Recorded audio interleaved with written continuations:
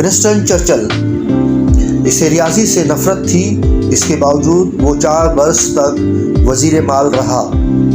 بعض اوقات معمولی واقعات تاریخ میں کایا پلٹ حیثیت اختیار کر جاتے ہیں۔ مثال کے طور پر امریکہ میں خانہ جنگی سے 4 برس پہلے 1857 کی افراتفری میں لیونارڈو جیرم نامی ایک شخص نے وال اسٹریٹ کے سنٹرل بازار میں 12 لاکھ پاؤنڈ کمائے۔ ظاہر ہے کہ لیونارڈو جیرم کے سوا اس واقعے میں کسی دلچسپی ہو سکتی تھی، لیکن اب اس واقعے پر غور کرنے سے پتہ چلتا ہے اس نے تاریخ پر بہت اثر کیا ہے۔ یعنی اگر لیونارڈو نے اتنی زیادہ دولت نہ کمائی ہوتی تو شاید ونسٹن چرچل پیدا ہی نہ ہوتا۔ دراصل لیونارڈو ونسٹن چرچل کا نانا تھا۔ جب ونسٹن چرچل کے نانا کے پاس 12 لاکھ پاؤنڈ آئے تو اس نے کچھ رقم سے نیو یارک کے 7 روزہ اخبار ٹائمز کے چند حصے خرید لیے، 2 ریس کورس بنوائے، دنیا بھر کی سیر کی اور اپنے یہاں برطانیہ کے بڑے بڑے لوگوں کو مدعو کرنا شروع کر دیا۔ اس کا نتیجہ یہ ہوا کہ اس کی خوبصورت امریکن لڑکی جینی جیروم کی ملاقات لارڈ اینڈلف چرچل سے ہوئی اور دونوں نے آپس میں شادی کر لی۔ ان کی شادی کے بعد 30 نومبر 1874 کو ونسٹن چرچل پیدا ہوئے۔ ونسٹن چرچل نصف امریکی تھے، اس کے باوجود وہ اہم ترین برطانوی رہے۔ انہوں نے عجیب و غریب زندگی بسر کی۔ جس قدر ولولہ انگیز اور مارکہ خیز ان کی زندگی ہے، شاید روئے زمین پر کسی دوسرے شخص کی ہوگی۔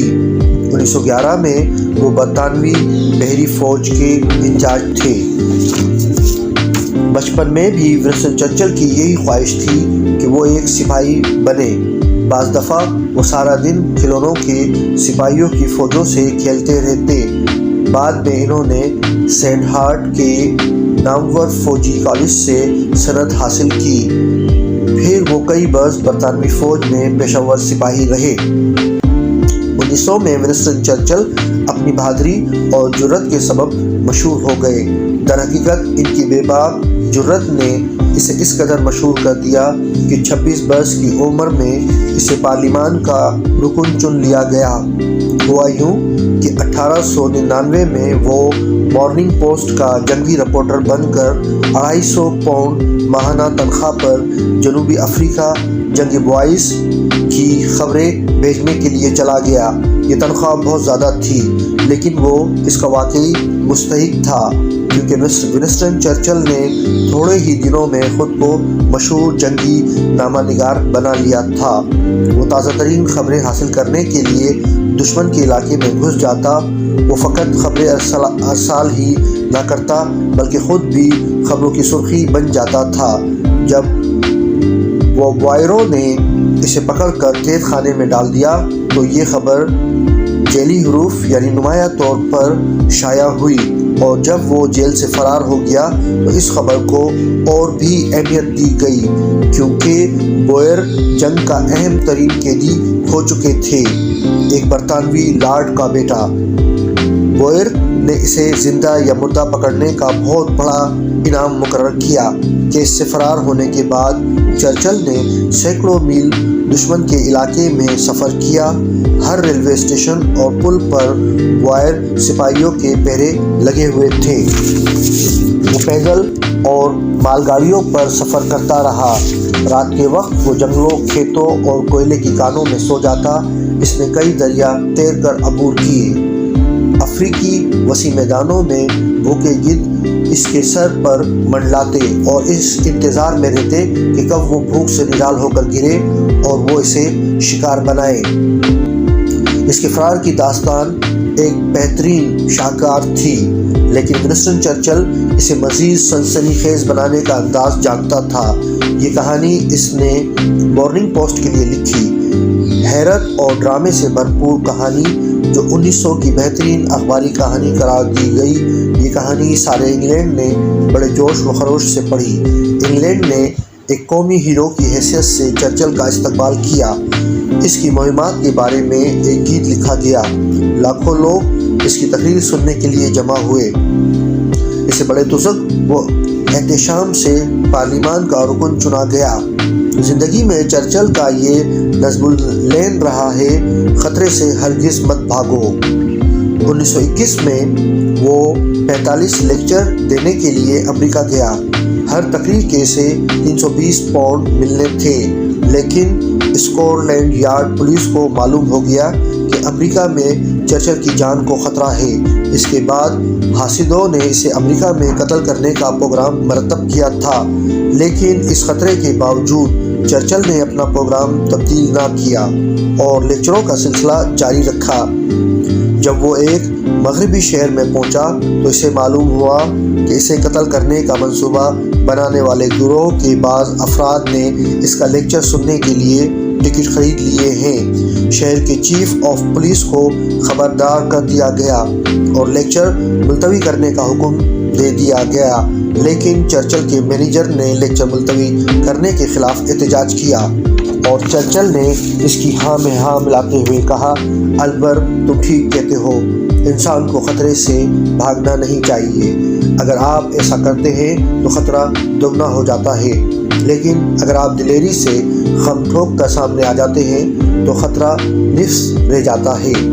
خطرے سے بھاگنے کے بجائے ونسٹن چرچل اکثر اس کی طرف بڑھا کرتے تھے۔ جب وہ برطانوی بحری فوج کے انچارج تھے تو ان دنوں برطانوی نیوی کے پاس تقریباً نصف درجن ہوائی جہاز تھے۔ یہ 1911 کا ذکر ہے اور ہوائی جہاز ایجاد ہوئے ابھی 8 برس ہوئے تھے، لیکن ان دنوں جہاز چلانا یا اس میں سفر کرنا موت کو دعوت دینے کے برابر تھا۔ اس کے باوجود چرچل خود جہاز چلانے پر اصرار کیا کرتے۔ وہ اپنا ہوائی جہاز خود چلاتے اور ایسے کرتے وقت اسے کئی حادثات پیش آئے۔ وہ بال بال موت کے منہ سے بچے۔ حکومت نے انہیں ہوائی جہاز چلانے سے منع کیا، مگر وہ باز نہ آئے کیونکہ انہیں ہوائی جہاز چلانے میں بے حد مزہ آتا تھا اور اس کے لیے وہ بڑے سے بڑا خطرہ مول لینے کو تیار تھے۔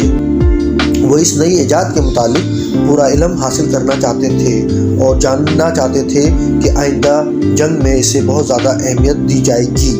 برطانوی نیوی کی ایئر فورس کی تشکیل میں ونسٹن چرچل کا بہت بڑا دخل ہے۔ ونسٹن چرچل کی ایک اور نمایاں خصوصیت ان کا مصمم ارادہ ہے۔